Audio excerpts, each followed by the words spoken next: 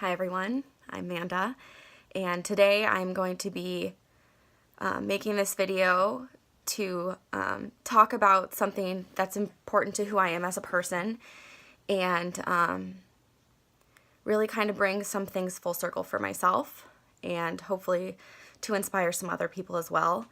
If you are extremely sensitive or if you are uncomfortable hearing about dark parts of people's past, then this is not the video for you. This week will be 10 years since I attempted to take my life. And I have told my story a little bit in the past, but this year is a pretty big milestone in my journey.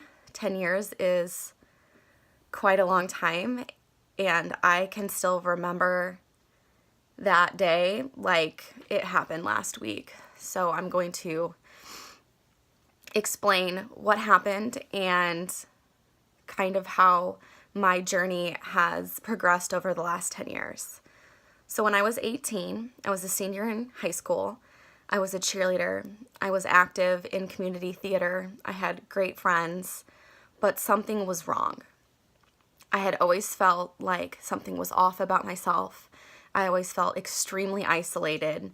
I felt like I didn't belong on this earth, and that was something that I just could not shake, and I could not figure out why. So the journey kind of starts far before I turned 18. So when I was 7, I really started to feel badly about myself. I'm shaking. I was extremely depressed as a child, but not a lot of people knew about it because I always covered it up with a smile. When I was 7, I started starving myself, and that lasted well through high school. In middle school, I started self-harming, and I had been reaching out to our school counselor to get help several times a week with no resolve. And so I just buried it again. I was drinking behind closed doors by the time I was in 7th grade. And I continued to do so for a long time. Just to try and hide my feelings or to make my feelings go away. But it wasn't until my senior year of high school when things got completely out of control. I was about to graduate, so it's the end of April, so it was literally weeks before graduation. I had just come back from spring break. I was supposed to be in my school's musical that week, but I could not handle the way that I was feeling. So the week leading up to me ending up in the hospital, I started posting some statuses that was kind of a cry for help, but I don't think people were picking up on the signs that something was very, very wrong. I'm going to insert a couple of them that have popped up on my time hop recently that have brought back quite a bit of memories of what was going on.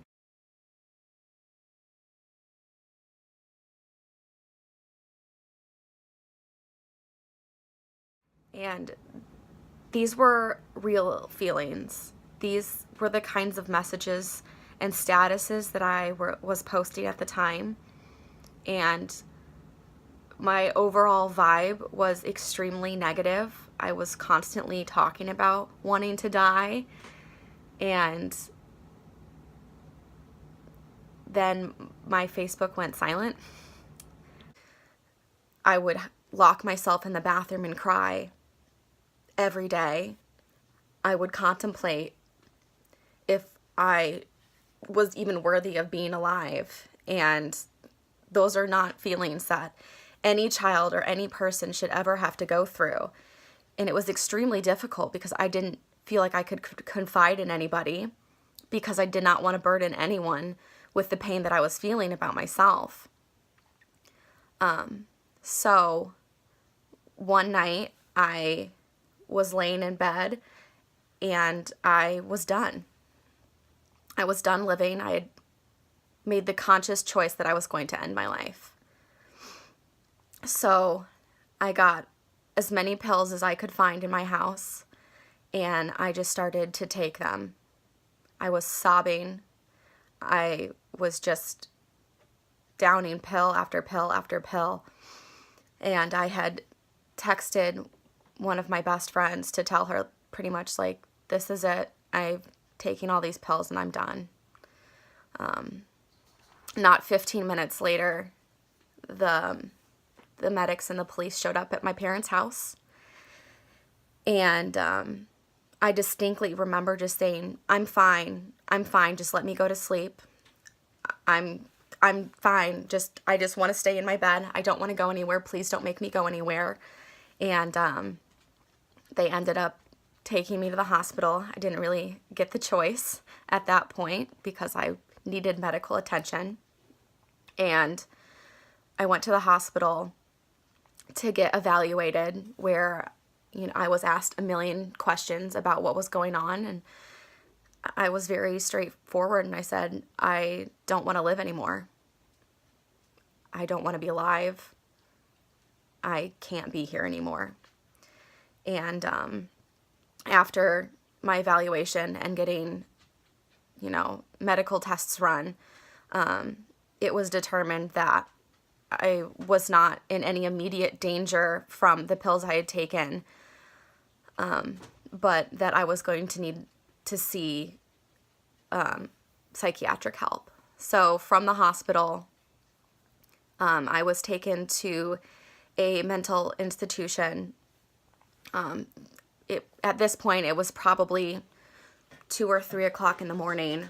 I was very scared. I was like in a t-shirt and shorts. I was not like dressed to be outside. I was in my pajamas, and I was just extremely scared because I wanted to not be there. I wanted to be at home, but I also started to realize that maybe people did care about me, and that, I did want to live, and that I just needed real help. So I got to the mental institution, where I was put into a very small room for the remainder of the night. There was a medical table and a chair and a very small window, and I was under suicide watch for the rest of that night. I wasn't given a pillow or a blanket. It was dark, and I was just told, you just need to go to bed, and people are going to be looking in the window a lot, so don't be alarmed.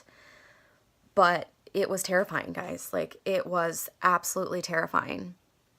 I don't think I've ever been more scared in my entire life than I was that night. So the next morning, I was woken up. It was maybe 6:30, 7 o'clock in the morning, and they informed me that I was being transferred to what they call the acute unit. I didn't know what that meant. I still don't exactly know what that means. But I was going to be put into basically a group setting with other teenagers who needed help. And it wasn't just people who were suicidal. It was kids who had behavior issues and other stuff like that. I was very scared. Because I was 18, I was given a room by myself because I was legally an adult. So I couldn't have a roommate, which I actually preferred because I did not want to be alone in a room with a stranger at night. But then I pretty much was thrown into this situation with all these people that I didn't know. and it was terrifying. There were several people in there, ranging from ages, I think, 13 to 17. So I was the only one who was 18 in our area. And I don't know, guys. Like, it was scary. And I was put on a very strict schedule. You know, you ate at a certain time. You had group therapy at a certain time. You had one-on-one therapy. You had free time, and you were only allowed to talk to certain people on the phone. And that was scary because I was now isolated away from my family and my friends. And I did not respond very well to that. I cried a lot the first day. It was in a group setting where we were in a group therapy, and we were talking about, everyone was kind of explaining their stories and why they were there.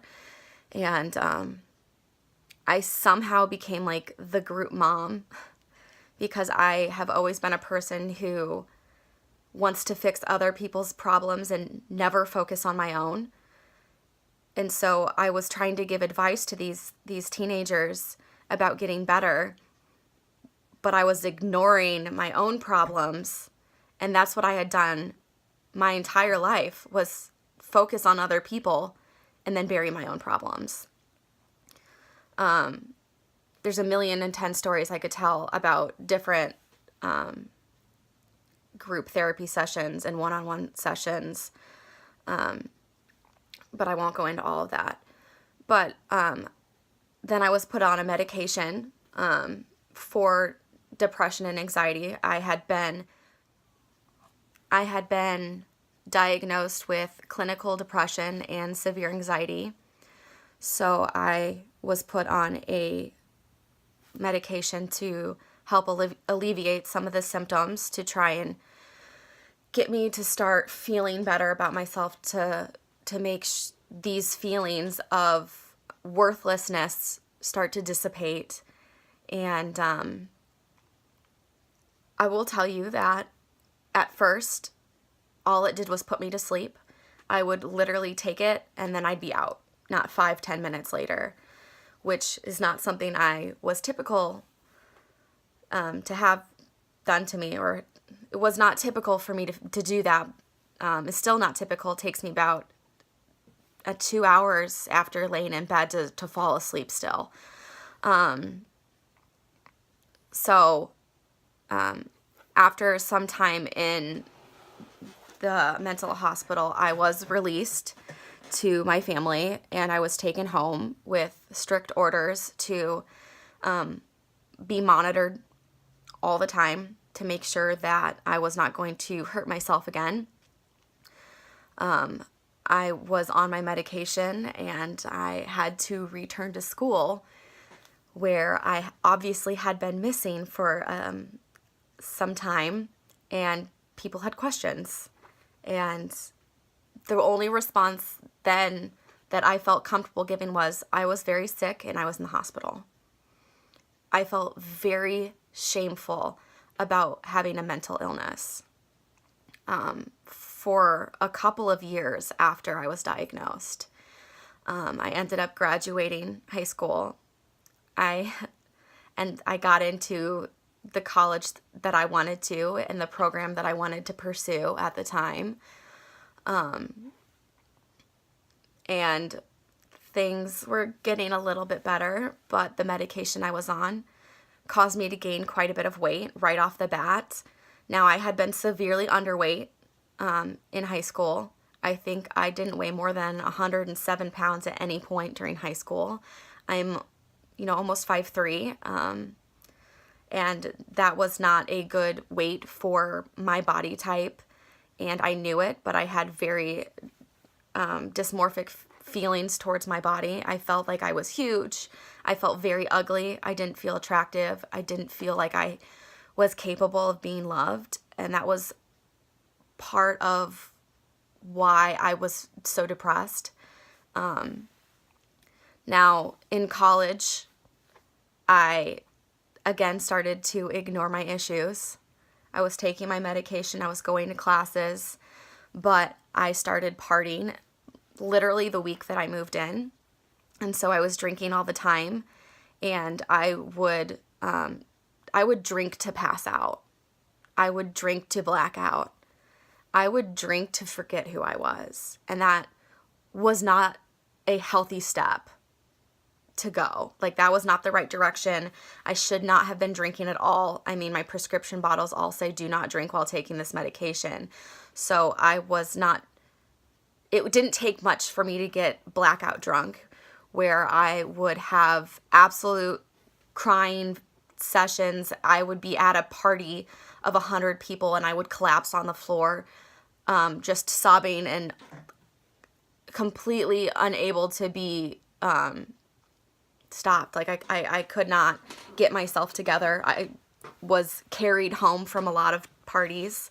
I don't remember a lot of parties that I went to. I don't remember waking up in certain places, or I wouldn't know where I was when I woke up. And that kind of went on almost all through college. I was dating guys that were not right for me, guys who were not able to give me the love and nurturing that I really needed to help me get better. I was not with people. I was not spending time with quality people who cared about my mental health. And it was not on them to know that I had issues. And it was not on them that they were not the right people for me to be spending all my time with, because I just wasn't as vocal about my problems. I just wanted to be a party girl, and I wanted to be seen as fun, and I wanted to be seen as a good time. And I should have been spending more time at the library studying, and I should have been spending more time on self-care, and I should have been spending more time focusing on what I needed rather than what I wanted. But, from 18 to 22, 23, I was not thinking about what was in my best interest. And so I wasn't really getting better. I was just burying the problems. After finally graduating, I moved back home to my hometown to live with my then boyfriend, and that also was not a good situation. He was a nice guy, but he also had mental health issues that he was not vocal about, and so the relationship turned very toxic pretty quickly. There was a lot of hate talk between the both of us. We were not speaking well to each other. We were not treating each other right, because we were just, I don't think that we were really able to communicate in a way that was healthy for either of us, and that relationship ended very poorly. And he too, at that point when we broke up, tried to take his own life. And it wasn't until that moment that I really realized that I had to make a change. Over the course of college and moving back to my hometown, I had gained an additional 60 to 70 pounds. So at this point, I was almost 200 pounds. I hated myself. Like, I hated the way that I looked. I hated the way that I felt. And I knew I was not on a path in life that was going to help me get better with my mental health.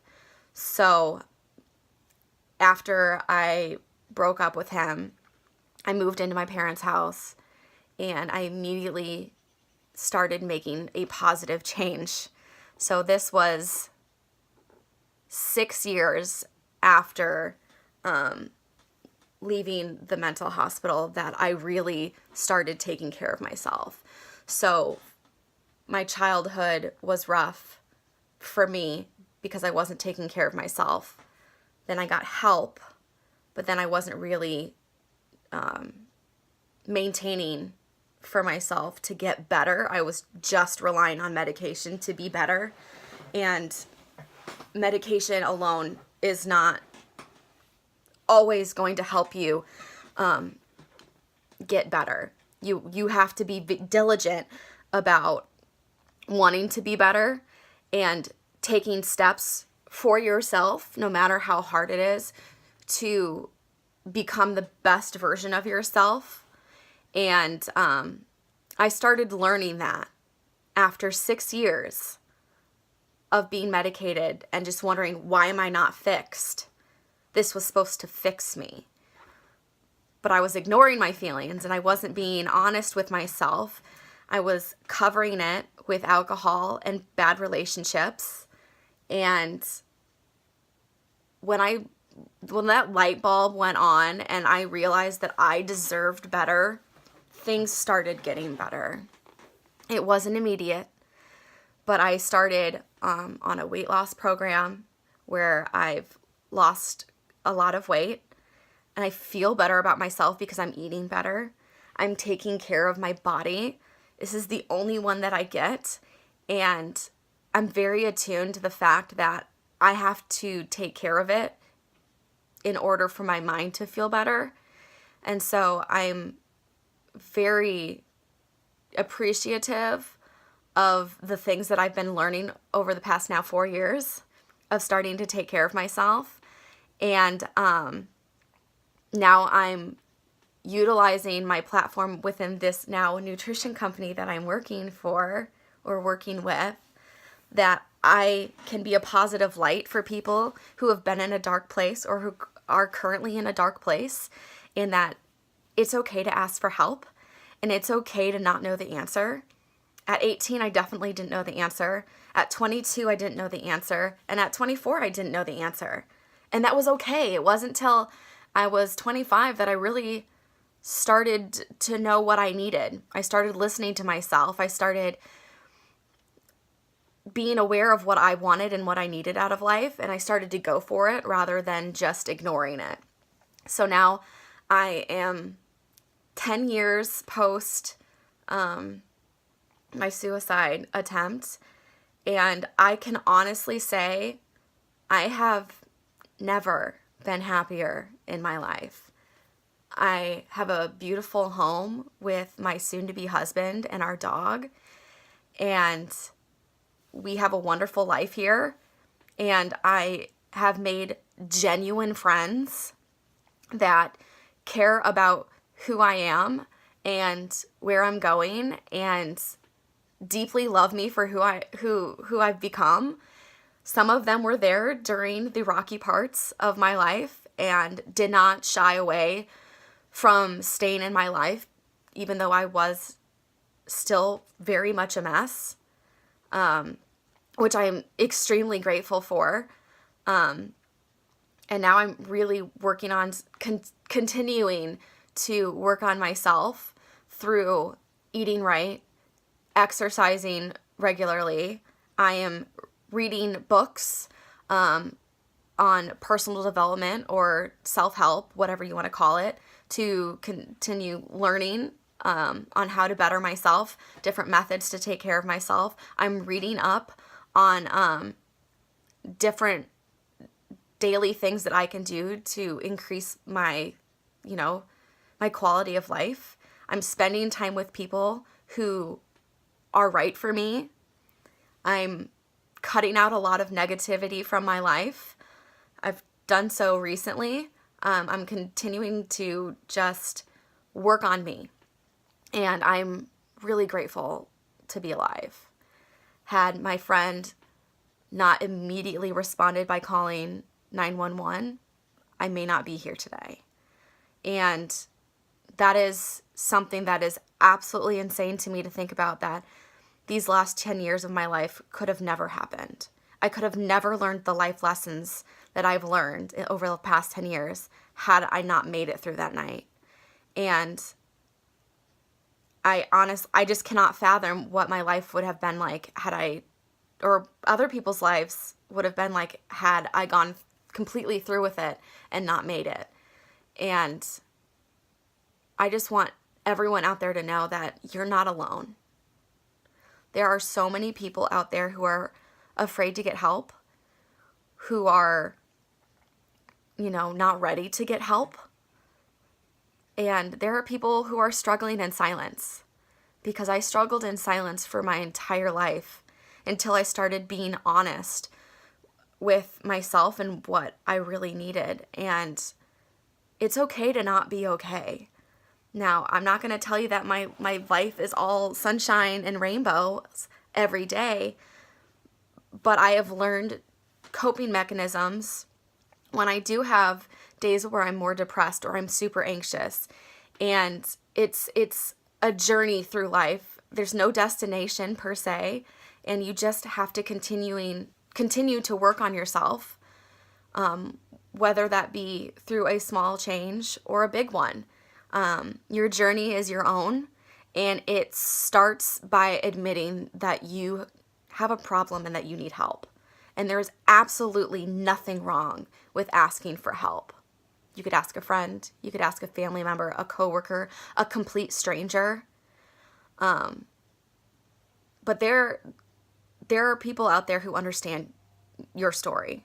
There are people out there who need to hear your story. Your story matters so, so much, because we're entering this age where the stigma of mental health is starting to sway a little bit, and people are starting to open up about mental health. And I think it's extremely important to share your story, whether you are, on different message boards, or if you are following the Semicolon Project, or if you're reaching out to suicide hotlines, or you're just talking to someone who has a listening ear about how you're feeling. There are people who care. And if you don't think that there are, I do. I genuinely care. I don't know if I've never met you. I don't care if I don't know anybody that you know. I don't care if you're super close to me or you're even a family member. If you need someone to chat with about getting help or what you can do to start improving your quality of life, I will do whatever I can to help you, with one stipulation: that you are not trying to hurt my recovery. That is something I've become very aware of recently, that I need to not let other people's problems interfere with my recovery, and that you have to be willing to receive advice and help for me to want to give it to you. Because if you're just gonna shoot hate, I'm not for that.